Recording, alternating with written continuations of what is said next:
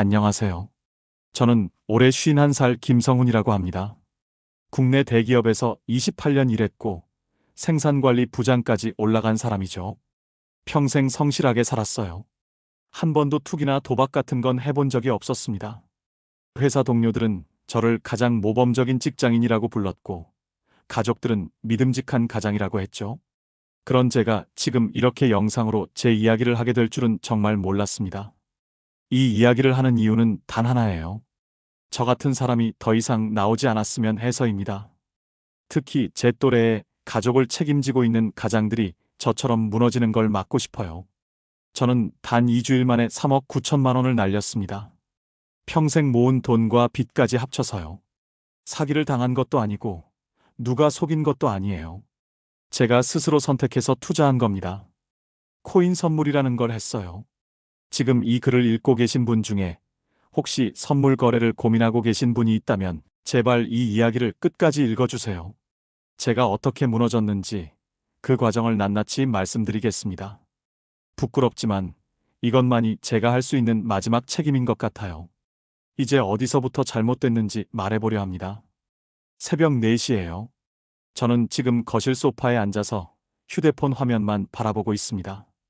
불을 켜지 않아서 방 안은 어둡고 화면에 파란 빛만이 제 얼굴을 비추고 있죠. 비트코인 차트예요. 1분봉, 5분봉을 번갈아 가며 확인합니다. 지금은 거래하지 않아요. 아니, 거래할 돈이 없습니다. 그냥 보고 있을 뿐이에요. 습관이 되어버렸거든요. 새벽만 되면 자동으로 눈이 떠집니다. 예전에는 이 시간에 눈 뜬 적이 없었는데 말이죠. 침대에서 일어날 때 아내가 잠결에 뒤척여요. 제가 일어나는 걸 느낀 겁니다. 하지만 아무 말도 하지 않아요. 요즘 저희는 대화가 없거든요. 거실로 나와서 소파에 앉습니다. 어둠 속에서 차트를 봐요. 오르락 내리락 하는 선들을 보면서 생각하죠. 여기서 롱을 잡았으면 지금쯤 얼마를 벌었을까? 저기서 숏으로 돌렸으면 복구할 수 있었을 텐데. 이런 생각들이 머릿속을 떠나지 않습니다. 통장을 확인해요. 잔고 3천만 원. 월급날까지 아직 2주일 남았고 이번 달 대출 이자 160만 원은 이미 빠져나갔습니다. 예전에는 이 시간이면 공장 야간 근무 보고서를 확인했었어요. 생산 라인에 문제가 없는지, 불량률은 어떤지, 작업자들은 안전한지. 그게 제 일이었거든요. 28년 동안 그렇게 살았습니다. 성실하게, 책임감 있게. 그런데 지금은 코인 차트만 보고 있어요. 거래도 하지 않으면서 말이죠. 휴대폰을 내려놓으려고 하는데 손이 떨립니다. 또 한 번 확인하고 싶어져요. 지금 들어가면 벌 수 있을 것 같은 착각이 들거든요. 하지만 참습니다. 남은 3천만 원마저 날릴 수는 없으니까요. 아내 몰래 받은 대출이 1억 2천만 원입니다. 기존 주택담보대출 3억까지 합치면 총 4억 2천만 원. 정년까지 7년 남았고 퇴직금으로 대출을 갚으면 노후 자금은 제로가 돼요. 아들은 결혼을 못했습니다. 제 때문이죠. 딸은 대학을 휴학했어요. 역시 제 때문입니다. 창밖을 봐요. 아직 어둡습니다.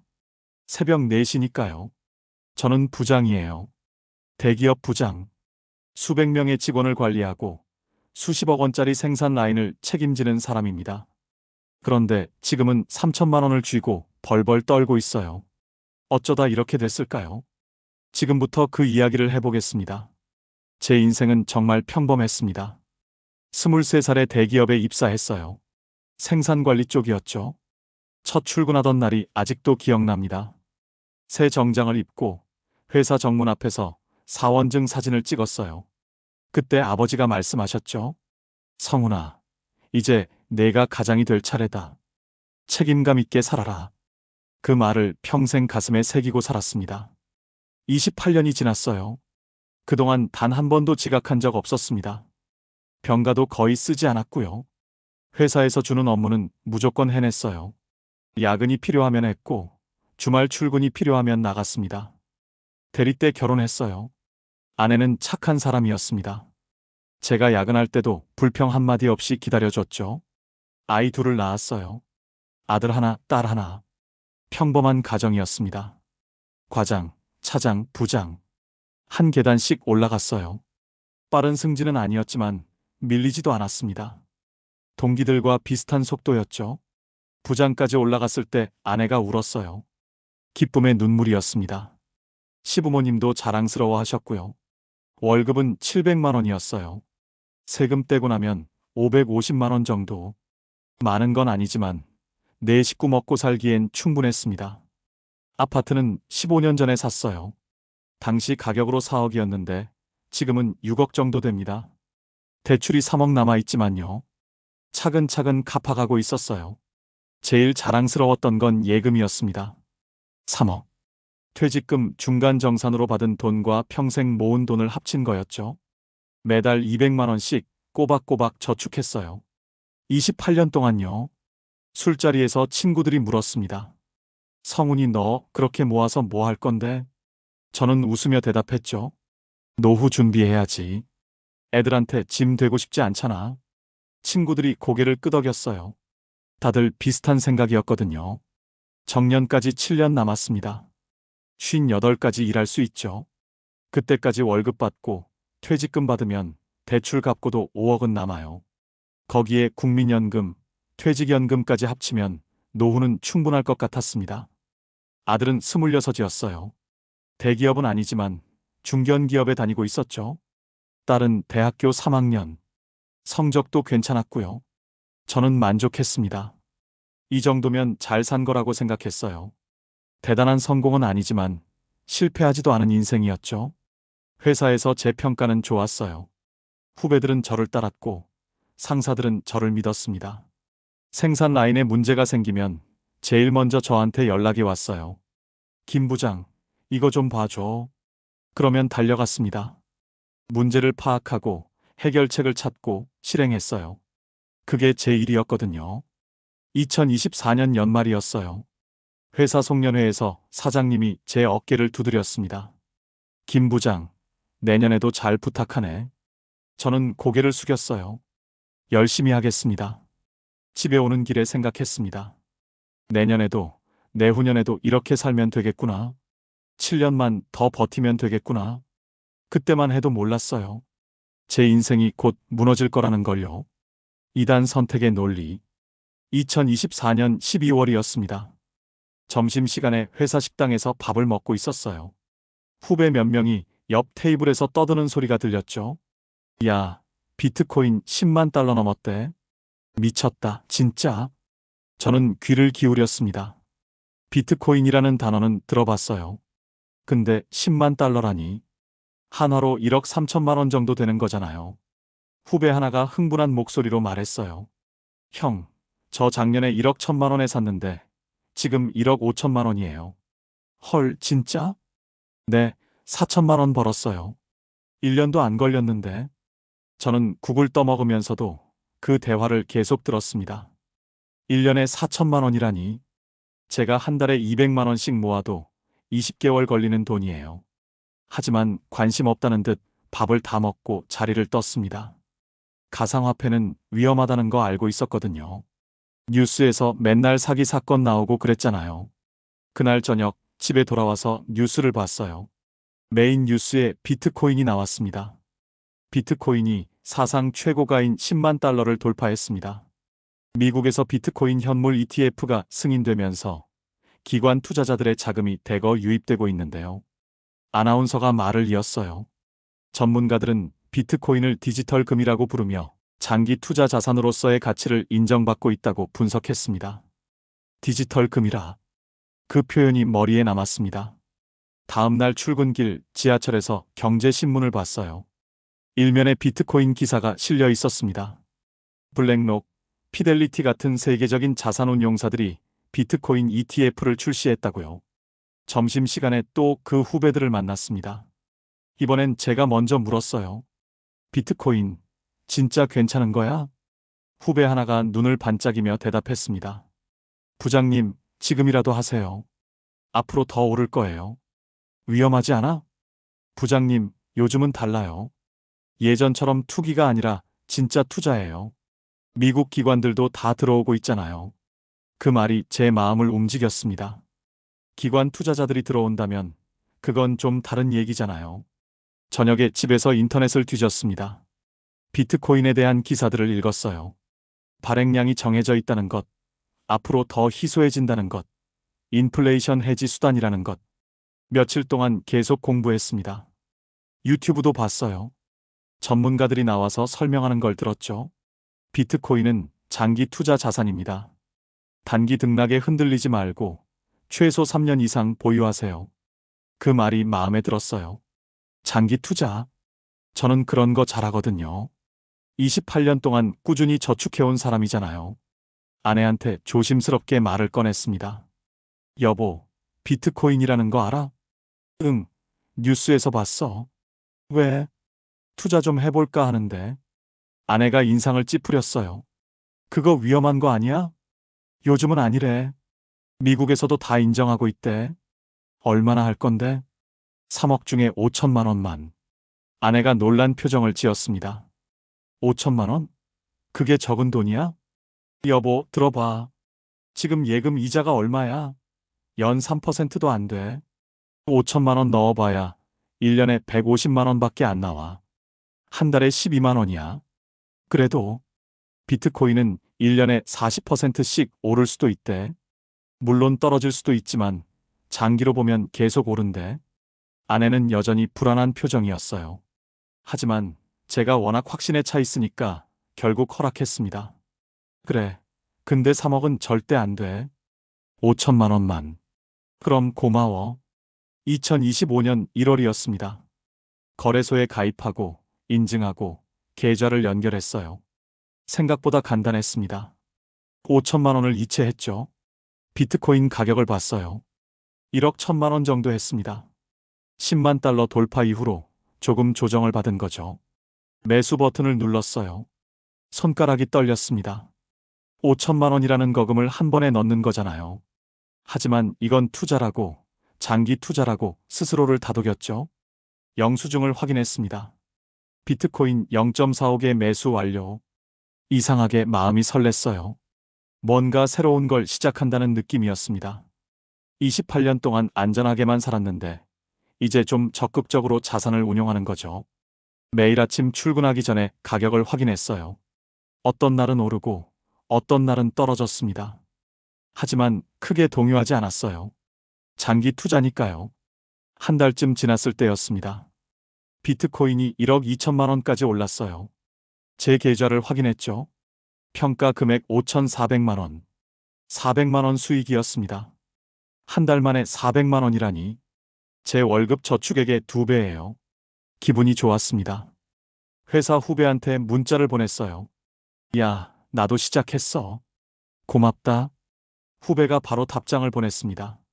부장님 잘하셨어요. 그런데 5천만 원만 하시면 아쉽지 않으세요? 좀 더 넣으시는 게 어때요? 그 말에 고민이 됐습니다. 맞아요. 5천만 원으로 400만 원 벌었으면 2억 원이었으면 1,600만 원을 번 거잖아요. 저녁에 아내한테 다시 말했어요. 여보, 1억 5천만 원만 더 넣을까? 뭐, 벌써? 한 달 만에 400만 원 벌었어. 아내가 놀란 표정으로 제 휴대폰을 봤습니다. 계좌를 확인하더니 입을 다물지 못하더라고요. 진짜네. 그치? 그러니까 1억 5천만 원만 더 넣자. 그럼 총 2억이야. 이 정도면 적당해. 아내는 고민하다가 결국 동의했어요. 알았어. 근데 이번이 마지막이야. 더 이상은 절대 안 돼. 응, 알았어. 다음 날 바로 1억 5천만 원을 추가로 입금했습니다. 이제 총 2억 원어치 비트코인을 보유하게 됐죠. 평가 금액이 커지니까 등락폭도 커졌어요. 어떤 날은 1,000만 원씩 오르고 어떤 날은 1,000만 원씩 떨어졌습니다. 처음엔 가슴이 철렁했는데 곧 익숙해졌어요. 장기 투자니까. 일희일비하면 안 되는 거니까. 3개월쯤 지났을 때였습니다. 비트코인이 1억 4천만 원까지 올랐어요. 계좌를 확인했죠. 평가 금액 2억 5천만 원. 수익금 5천만 원. 투자 수익률 40%.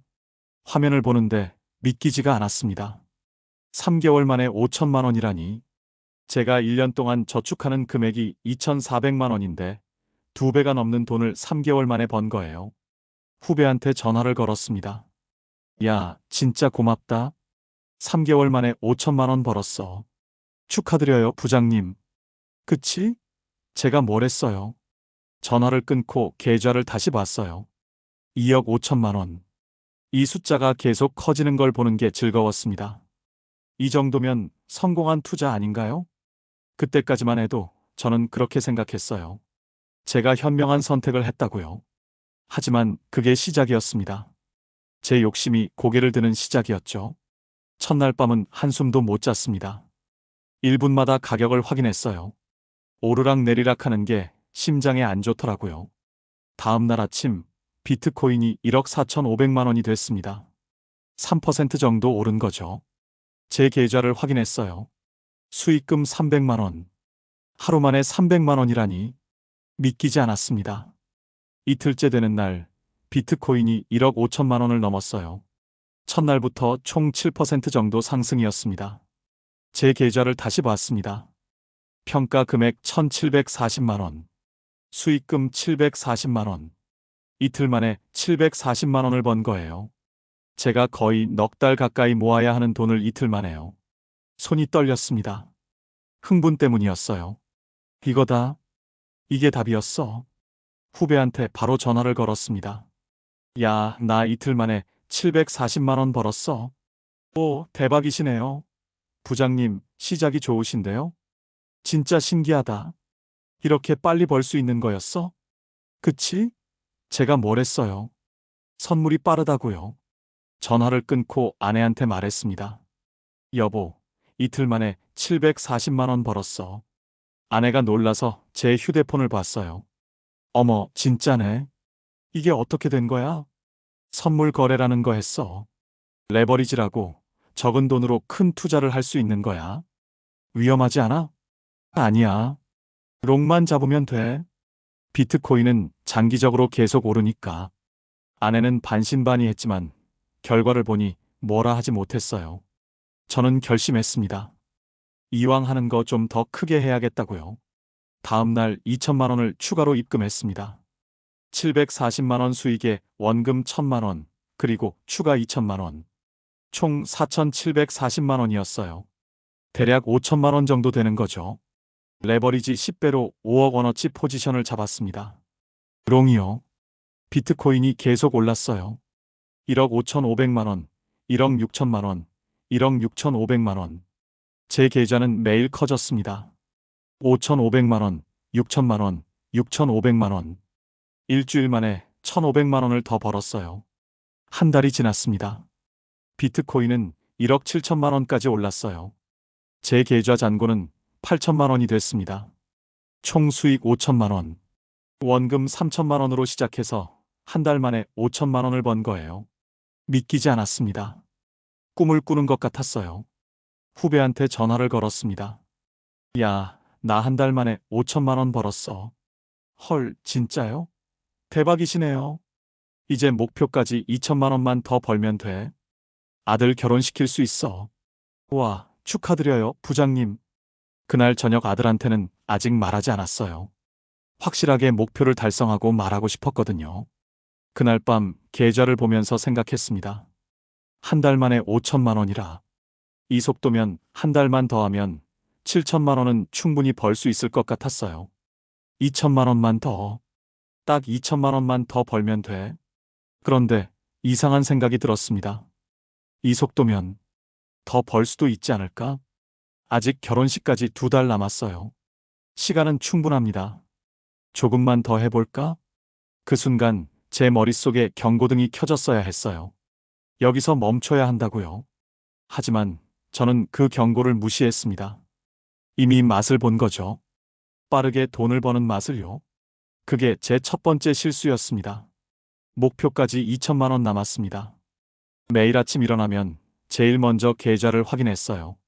8천만 원이라는 숫자를 보는 게 좋았습니다. 원금 3천만 원이 8천만 원이 된 거잖아요.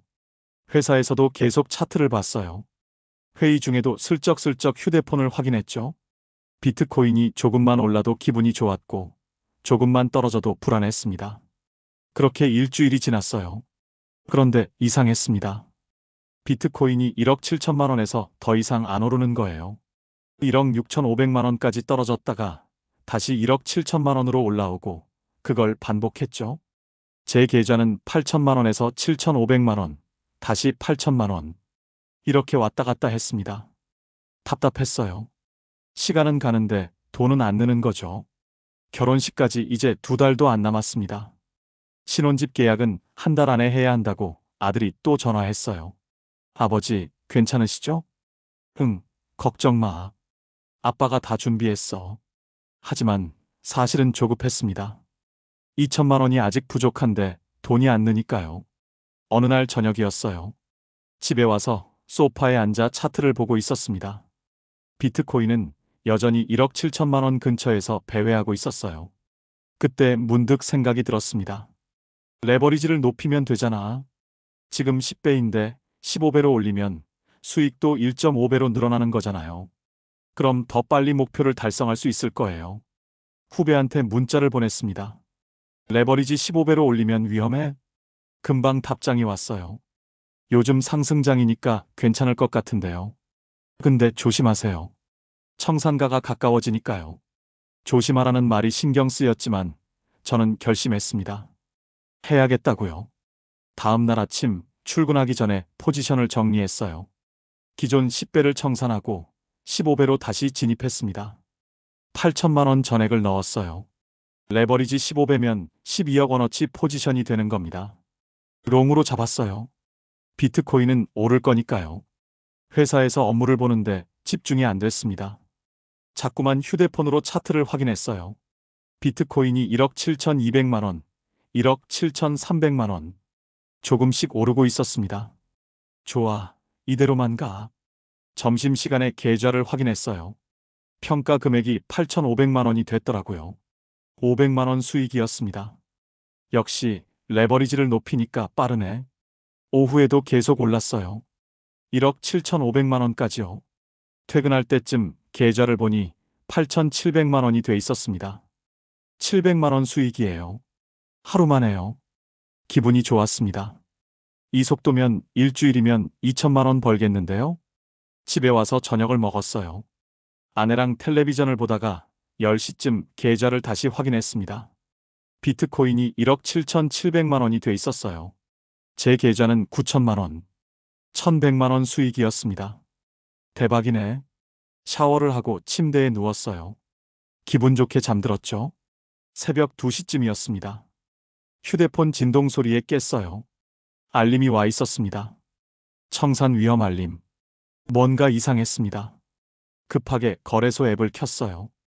비트코인 가격을 보는 순간 심장이 멈추는 줄 알았습니다. 1억 6천만 원. 1억 7,700만 원에서 1억 6천만 원으로 떨어진 거예요. 10% 폭락이었습니다. 제 계좌를 확인했어요. 평가 금액 700만 원. 손실 7,300만 원. 2시간 만에 7,300만 원이 날아간 겁니다. 손이 떨렸어요. 숨이 막혔습니다. 이게 무슨 일이야? 뉴스를 검색했습니다. 미국에서 갑자기 악재가 나왔더라고요. 연준 의장이 금리 인하를 재고하겠다는 발언을 했대요. 이건 일시적이야. 곧 회복될 거야. 저는 그렇게 믿었습니다. 지금까지 계속 그랬잖아요. 떨어지면 다시 올라왔어요. 하지만 비트코인은 계속 떨어졌습니다. 1억 5,500만 원, 1억 5천만 원. 제 계좌의 청산가는 1억 4,700만 원이었어요. 거기까지 떨어지면 제 돈 8천만 원이 전부 사라지는 겁니다. 안 돼. 안 돼. 안 돼. 중얼거리면서 차트만 바라봤어요. 떨어지지 마. 제발 떨어지지 마. 새벽 4시쯤이었습니다. 비트코인이 1억 4,500만 원이 됐어요. 그리고 제 휴대폰에 알림이 왔습니다. 청산 완료. 계좌를 확인했어요. 잔액 빵원. 8천만 원이 전부 사라졌습니다. 단 몇 시간 만에요. 믿을 수가 없었습니다. 화면을 계속 새로 고침했어요. 잘못 본 거겠지. 잘못 본 거야. 하지만 현실이었습니다. 8천만 원이 0원이 됐어요. 한 달 동안 5천만 원을 번 돈, 원금 3천만 원까지 전부 날아갔습니다. 화장실로 달려갔어요. 변기에 엎드려서 토할 것 같았지만 아무것도 나오지 않았습니다. 그냥 목이 메고 숨이 막혔어요. 바닥에 주저앉았습니다. 머리가 하얘졌어요. 이럴 수가, 이럴 수가. 한참을 그렇게 앉아 있었습니다. 시간이 얼마나 지났는지 모르겠어요. 정신을 차리고 거실로 나왔어요. 시계를 보니 새벽 5시였습니다. 아내는 자고 있었어요. 모르는 게 다행이었습니다. 소파에 앉아서 생각했어요. 어떡하지? 아들 결혼은 어떻게? 그때 문득 생각이 들었습니다. 복구하면 돼. 맞아요. 복구하면 되는 거예요. 다시 투자해서 돈을 벌면 됩니다. 지금까지 잘했잖아요. 이번만 실수한 거예요. 예금이 아직 7천만 원 남아 있었습니다. 그 돈으로 다시 하면 돼요. 이번엔 신중하게. 레버리지도 10배로만. 해가 떴습니다. 아내가 일어났어요. 여보, 왜 벌써 일어났어? 얼굴이 안 좋은데? 아니야, 괜찮아. 잠을 좀 못 잤어. 회사에 갔습니다. 하지만 일이 손에 잡히지 않았어요. 머릿속은 온통 비트코인 생각뿐이었습니다. 점심시간에 은행 앱을 켰어요. 예금 7천만 원을 거래소로 이체했습니다. 레버리지 10배로 설정하고 롱 포지션에 진입했어요.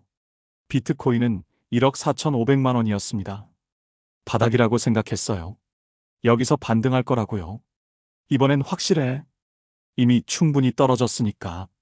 하지만 비트코인은 또 떨어졌습니다. 1억 4천만 원, 1억 3,500만 원, 1억 3천만 원. 제 계좌는 계속 줄어들었어요. 7천만 원, 6,500만 원, 6천만 원, 5,500만 원. 회의 중이었는데 휴대폰이 진동했습니다. 청산 위험 알림이었어요. 화장실로 뛰어갔습니다. 계좌를 확인했어요. 5천만 원까지 떨어져 있었습니다. 안 돼. 제발. 하지만 비트코인은 계속 떨어졌어요. 1억 2,500만 원이 됐을 때 제 계좌에서 또 알림이 왔습니다. 부분 청산. 5천만 원이 날아갔어요. 2천만 원만 남았습니다. 변기 뚜껑을 닫고 그 위에 앉았어요. 손으로 얼굴을 감쌌습니다. 하루 만에 7천만 원 중에 5천만 원이 2천만 원만 남았어요. 하지만 포기할 수 없었습니다. 아들 결혼이 2달도 안 남았는데요. 정신을 가다듬었어요. 침착하게 생각했습니다. 지금까지 떨어졌으니까 이제 하락장이구나. 그럼 숏을 쳐야 해. 맞아요. 방향을 바꾸면 되는 거예요. 하락할 때는 숏으로 수익을 내면 되잖아요. 남은 2천만 원으로 숏 포지션에 진입했습니다. 레버리지 10배로요. 이제 떨어져. 제발 떨어져. 그런데 이게 웬일입니까? 비트코인이 반등하기 시작했어요. 1억 2,500만 원에서 1억 3천만 원, 1억 3,500만 원. 제 계좌는 또 줄어들었습니다. 1,500만 원, 1,000만 원, 500만 원. 그리고 청산됐습니다. 남은 돈 0원.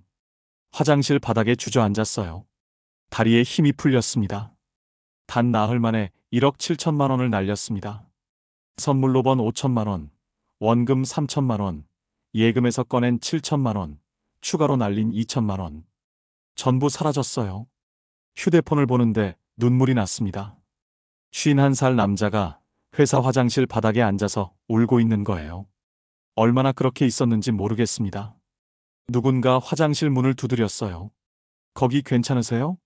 네, 괜찮습니다. 하지만 전혀 괜찮지 않았습니다.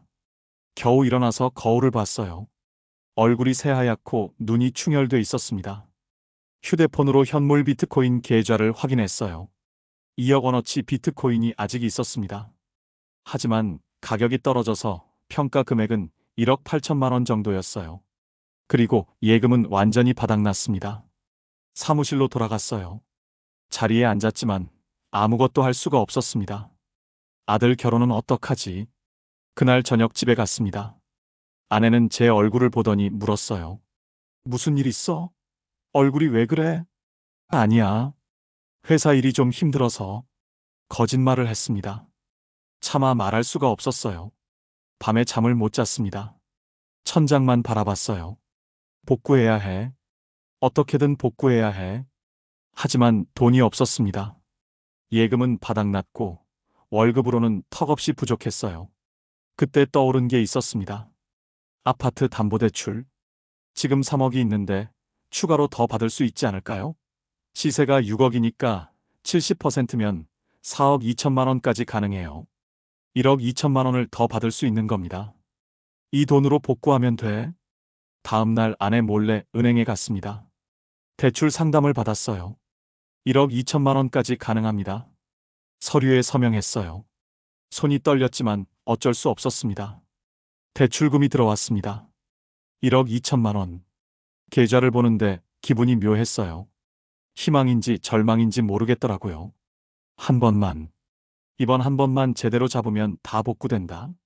하지만 여기서 또 생각이 들었습니다. 비트코인은 너무 변동성이 커. 예측이 안 돼.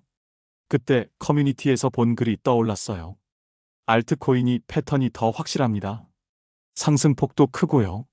리플, 에이다 같은 알트코인 얘기였어요. 검색을 해봤습니다. 정말로 알트코인들이 비트코인보다 상승폭이 컸더라고요. 하락할 때도 더 떨어지지만요. 이거다. 확실한 타이밍에 들어가면 빠르게 복구할 수 있어. 1억 2천만 원 중에 1억 원을 알트코인 선물에 넣기로 했습니다. 2천만 원은 비상금으로 남겨뒀어요. 레버리지는 20배로 설정했습니다. 1억 원으로 20억 원어치를 거래하는 거예요. 이번엔 진짜 신중하게, 확실한 타이밍에만. 그렇게 저는 더 깊은 수렁으로 빠져들어갔습니다. 제가 모르는 사이에요. 2025년 11월이었습니다. 그날 아침은 평범하게 시작됐어요. 출근 준비를 하면서 커피를 마셨습니다. 아내는 아침을 차려주고 있었고요. 오늘 일찍 들어와. 저녁에 준호 집에 같이 가야 하잖아. 아들 결혼식 날짜를 확정 짓는 날이었어요. 양가 부모가 모여서 마지막으로 의논하기로 했죠. 응, 알았어. 6시까지 갈게. 출근길 지하철에서 계좌를 확인했습니다. 1억 원으로 리플 롱 포지션을 잡아놓은 상태였어요. 레버리지 20배로요. 리플 가격은 안정적이었습니다. 천천히 오르고 있었어요. 좋아, 이대로만 가. 회사에 도착해서 업무를 시작했습니다. 그런데 10시쯤이었을까요? 휴대폰에 알림이 쏟아지기 시작했어요. 급락 알림 손실 확대. 심장이 쿵 내려앉았습니다. 급하게 화장실로 뛰어갔어요. 거래소 앱을 켰습니다. 리플 차트를 보는 순간 얼굴이 하얘졌어요. 빨간 선이 가파르게 떨어지고 있었습니다. 15% 폭락이었어요. 제 계좌를 확인했습니다. 평가 금액 7천만 원. 손실 3천만 원.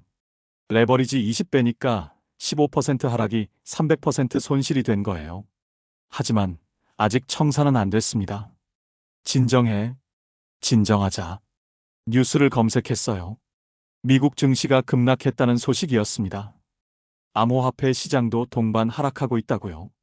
조금만 더 버티면 반등할 거야. 하지만 리플은 계속 떨어졌습니다. 6,500만 원, 6천만 원, 5,500만 원. 청산가가 점점 가까워졌어요. 안 돼. 안 돼. 결국 휴대폰에 알림이 왔습니다. 청산 완료. 잔액 0원. 1억 원이 사라졌습니다.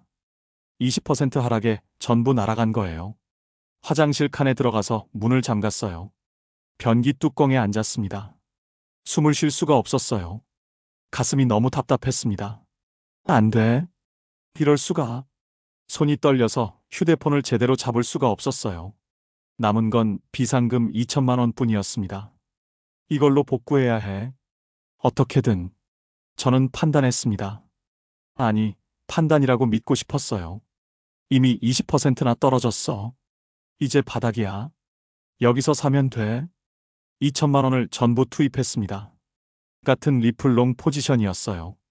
레버리지 20배로요. 이번엔 확실해. 하지만 리플은 더 떨어졌습니다. 2,100만 원, 1,800만 원, 1,500만 원. 오후 2시쯤이었어요. 리플이 추가로 10%더 떨어졌습니다. 총 30% 하락이었어요. 제 계좌에서 알림이 또 왔습니다. 청산 완료. 잔액 0원. 2천만 원마저 날아갔습니다. 변기에 엎드렸습니다. 토할 것 같았지만 아무것도 나오지 않았어요. 그냥 헛구역질만 계속됐습니다. 어떡하지? 어떡해? 중얼거렸지만 답은 없었습니다. 이제 남은 건 현물 비트코인 뿐이었어요. 1억 8천만 원어치. 하지만 비트코인도 폭락하고 있었습니다. 시장 전체가 무너지고 있었거든요. 1억 7천만 원, 1억 6천만 원, 1억 5천만 원. 제 현물 계좌의 평가 금액도 계속 떨어졌어요. 화장실에서 나왔습니다. 자리로 돌아갔지만 앉아 있을 수가 없었어요. 상사가 제게 와서 물었습니다. 김 부장, 괜찮아? 얼굴색이 안 좋은데. 네, 괜찮습니다. 거짓말이었어요. 전혀 괜찮지 않았습니다. 점심시간이 됐지만 밥을 먹을 수가 없었어요. 식당에 가지도 않았습니다. 사무실에 혼자 남아서 계좌만 봤어요. 비트코인이 1억 4천만 원까지 떨어졌습니다. 제 현물은 1억 4천만 원이 됐어요. 더 떨어지기 전에 팔아야 해. 현물 비트코인을 전량 매도했습니다. 1억 5천만 원에 처분됐어요. 1억 5천만 원이 계좌에 들어왔습니다. 이걸로 복구한다. 이번이 마지막이야. 1억 2천만 원을 에이다 선물에 넣었습니다. 롱으로요. 레버리지 20배. 비트코인이랑 리플은 이미 30%나 떨어졌어. 에이다는 아직 20%밖에 안 떨어졌으니까 덜 위험해. 제 손은 떨리고 있었어요. 하지만 멈출 수가 없었습니다. 제발, 제발. 기도하는 마음으로 차트를 봤어요. 처음 30분은 괜찮았습니다. 에이다가 조금 올랐거든요. 5% 정도요. 그래, 이거야. 반등이 시작됐어. 제 계좌가 1억 3천만 원이 됐습니다. 1천만 원 수익이었어요. 조금만 더. 하지만 그건 착각이었습니다. 단기 반등이었을 뿐이에요. 오후 2시쯤 에이다가 다시 떨어지기 시작했습니다. 10%, 15%, 20%. 제 계좌는 계속 줄어들었어요. 1억 2천만 원, 1억 원, 9천만 원, 8천만 원. 안 돼. 안 돼. 휴대폰을 꽉 쥐었습니다. 손에 땀이 났어요. 7천만 원, 6천만 원. 오후 3시가 됐을 때 에이다는 총 25% 하락했습니다. 제 계좌에서 알림이 왔습니다. 청산 완료. 잔액 300만 원. 1억 2천만 원이 300만 원이 됐어요. 책상에 엎드렸습니다. 어깨가 떨렸어요. 동료가 다가와서 물었습니다. 부장님, 괜찮으세요? 네, 괜찮습니다. 하지만 전혀 괜찮지 않았어요. 매도 대기 중이던 자녀 현금 3천만 원도 확인했습니다.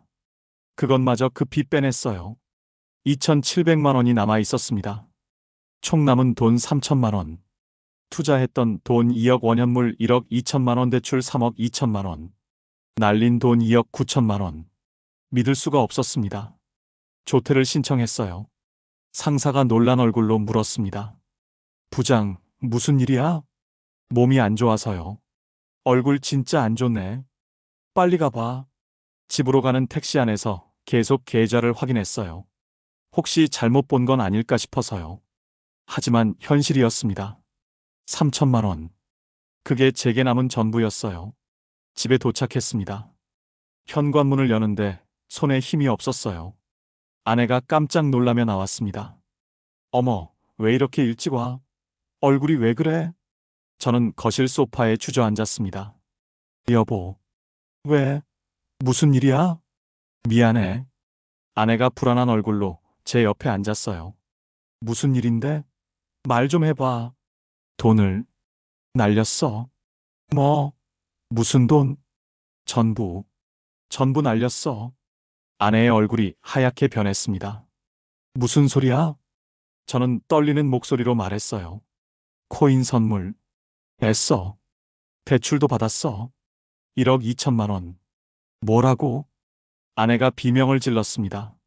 대출을 1억 2천만 원이나 받았어? 나한테 말도 없이? 미안해. 미안해. 지금 얼마 남았는데? 3천만 원. 3천만 원? 아내가 주저앉았습니다.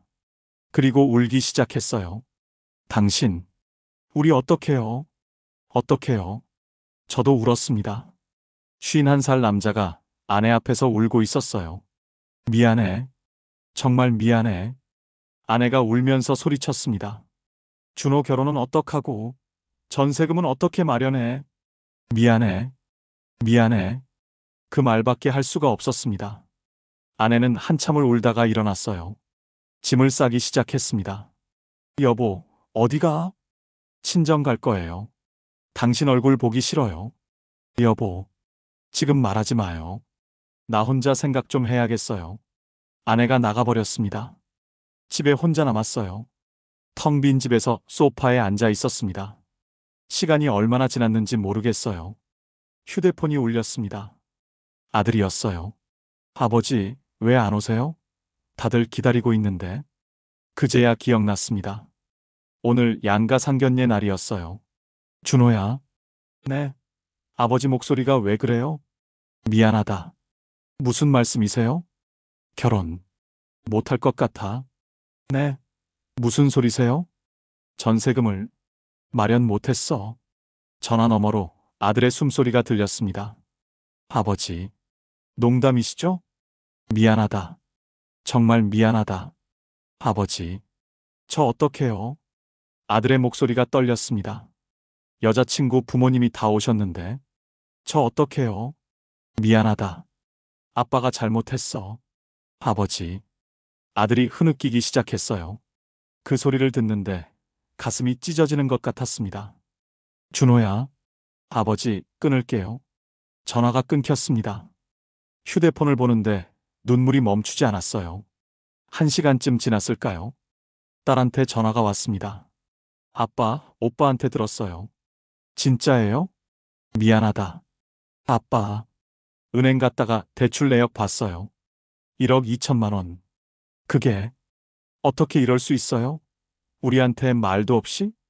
미안해. 저 학교 그만둬야겠어요. 학자금 대출 받아야 할 것 같아요. 아니야, 학교는 다녀야지. 무슨 돈으로요? 아빠가 다 날렸잖아요. 딸의 목소리가 차가웠습니다. 휴학할게요. 아르바이트 해야죠. 미안하다. 그만 말씀하세요. 미안하다는 말 듣기 싫어요. 전화가 끊겼습니다. 밤이 됐습니다. 집에 혼자 있었어요. 불도 켜지 않았습니다. 어둠 속에서 소파에 앉아 있었습니다.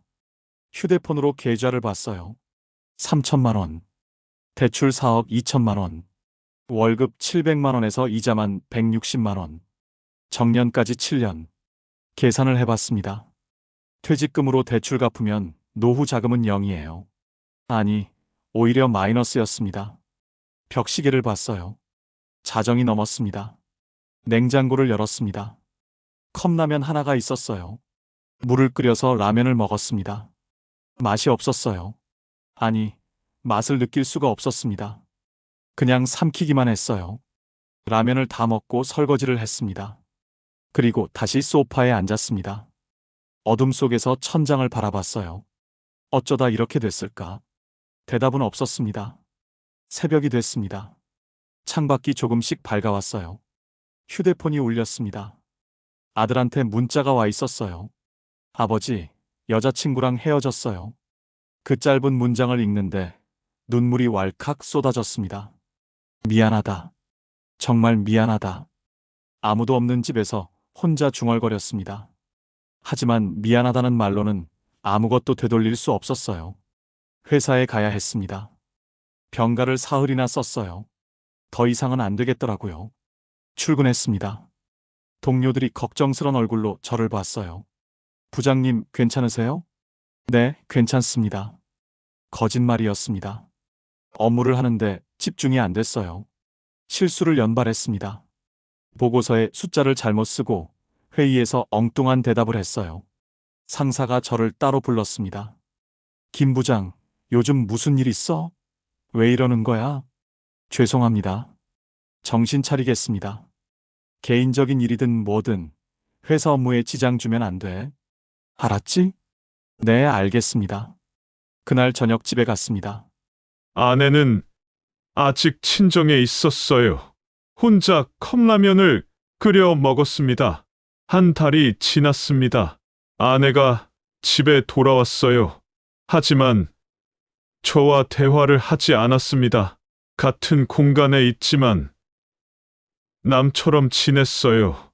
아내는 파트타임 일을 시작했습니다. 편의점, 야간 알바였어요. 당신 혼자 버는 걸로는 안 되니까요. 그 말이 가슴에 박혔습니다. 딸은 휴학계를 냈어요. 그리고 아르바이트를 시작했습니다. 아들은 연락이 끊겼습니다.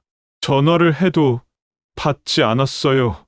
한 달 반쯤 지났을 때 아들한테 문자가 왔습니다.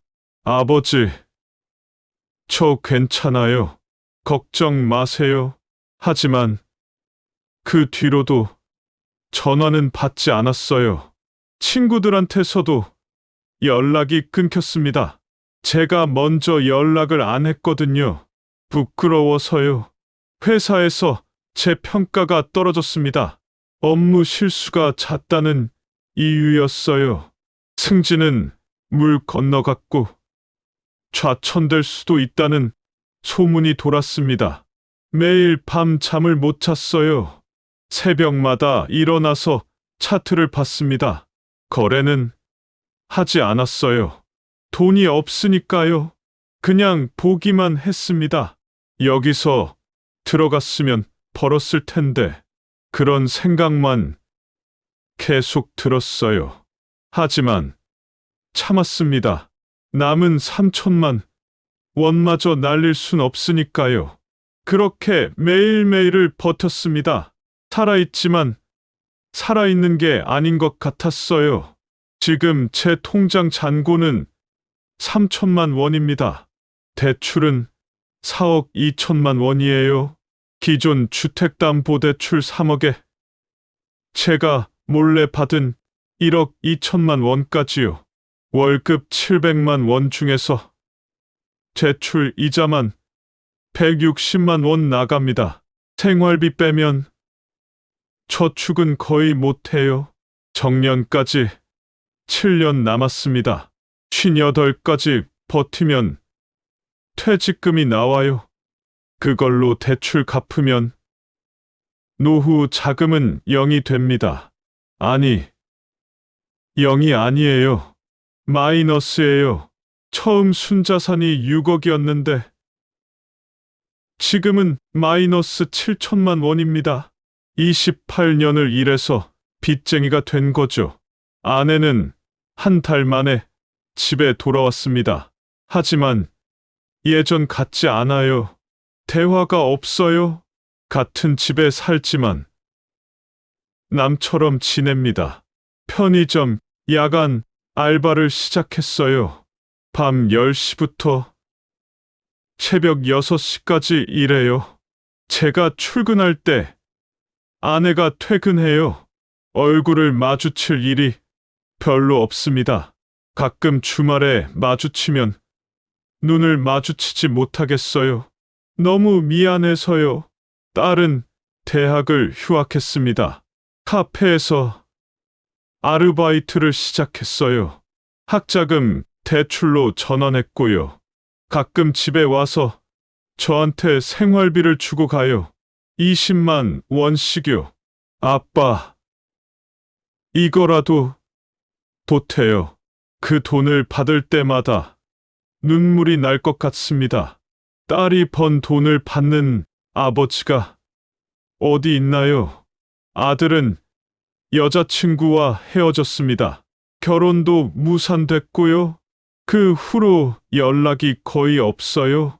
명절 때 한 번 집에 왔는데 저를 제대로 쳐다보지도 않더라고요. 밥 먹고 바로 나갔어요. 아버지, 먼저 갈게요.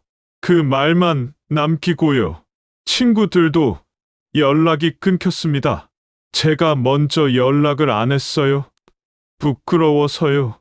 만날 얼굴이 없었습니다. 회사에서는 겨우 버티고 있어요. 업무 실수가 잦아서 평가가 많이 떨어졌습니다. 승진은 이미 물 건너갔고요. 올해 인사 발령 때 좌천될 수도 있대요. 지방 공장으로 갈 수도 있다는 소문이 돌았습니다. 하지만 뭐라 할 수가 없어요. 정년까지만 버티면 되니까요. 7년만요. 새벽마다 여전히 눈이 떠집니다. 습관이 됐거든요. 거실로 나와서 차트를 봐요. 거래는 하지 않습니다. 돈이 없으니까요. 그냥 보기만 해요. 비트코인이 오르락 내리락 하는 걸요. 가끔 이런 생각이 들어요. 여기서 들어가면 벌 수 있을 텐데, 지금 숏 치면 먹히겠는데, 그런 생각들이 계속 머릿속을 맴돕니다. 하지만 참아요. 남은 3천만 원마저 날릴 순 없으니까요. 그게 정말 마지막 비상금이거든요. 휴대폰을 내려놓으려고 할 때마다 손이 떨려요. 한 번만 더 확인하고 싶어지는 거죠. 중독이에요. 이게 중독인 거예요. 지금 생각하면 웃깁니다. 처음에 5천만 원으로 시작했을 때는 장기 투자라고 했어요. 조급하게 굴지 않겠다고 다짐했죠. 그런데 어느 순간부터 빨리 벌고 싶어졌어요. 아들 결혼 때문이었죠. 석 달 안에 7천만 원을 벌어야 한다는 생각에 선물을 시작했습니다. 그게 시작이었어요. 첫날 700만 원 벌었을 때 이미 끝난 거였어요. 그 맛을 본 순간부터요. 빠르게 버는 게 얼마나 달콤한지 알아버렸거든요. 그 후로는 멈출 수가 없었습니다. 손실이 나면 복구하려고 더 크게 베팅했어요. 레버리지를 높이고 금액을 늘렸죠. 한 번만 제대로 잡으면 복구된다. 그 생각만 했어요. 하지만 그게 함정이었습니다. 복구하려고 할수록 더 큰 손실이 났어요. 방향을 잘못 잡으면 순식간에 청산당했죠. 롱을 치면 떨어지고 숏을 치면 올랐어요. 시장이 저를 비웃는 것 같았습니다. 그렇게 2주일 만에 3억 9천만 원을 날렸어요. 지금 이 글을 읽고 계신 분들께 말씀드리고 싶습니다. 선물 거래는 절대 하지 마세요. 특히 급하게 돈이 필요할 때는 더더욱 안 됩니다. 저처럼 빨리 벌어야 한다는 생각이 들 때가 가장 위험해요. 그때가 가장 냉정한 판단을 못할 때거든요. 레버리지는 양날의 검이에요. 빠르게 벌 수 있지만 더 빠르게 잃습니다.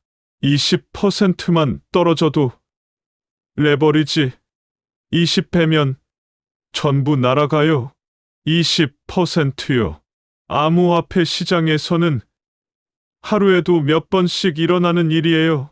그리고 한 번 손실이 나면 복구하려고 더 큰 판에 들어가게 됩니다. 그게 가장 위험한 거예요. 이번엔 확실해. 그런 생각이 들 때가 가장 위험한 순간이에요. 시장은 확실한 게 없거든요.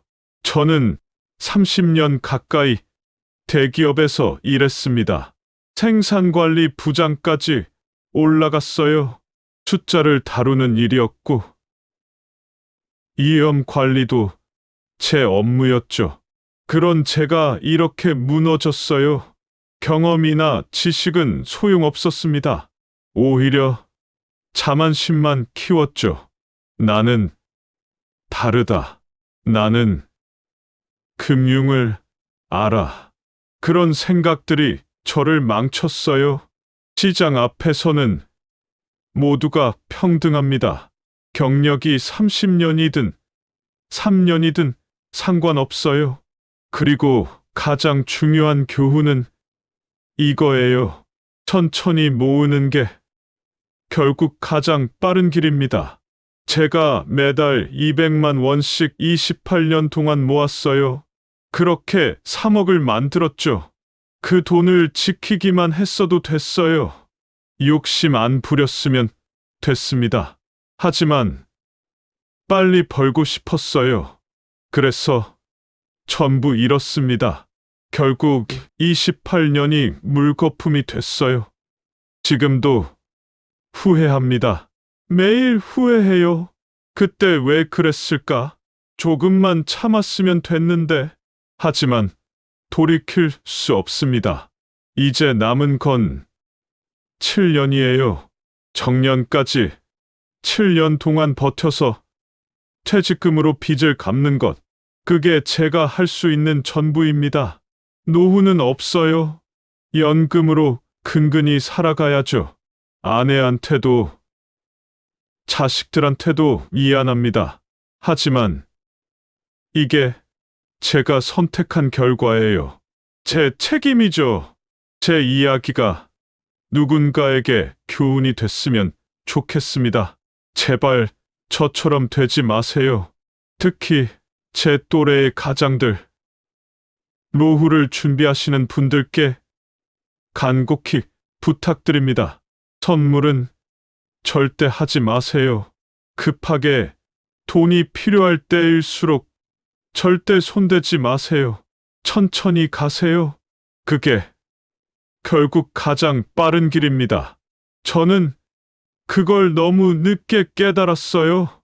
여러분은 제 실수에서 배우시길 바랍니다.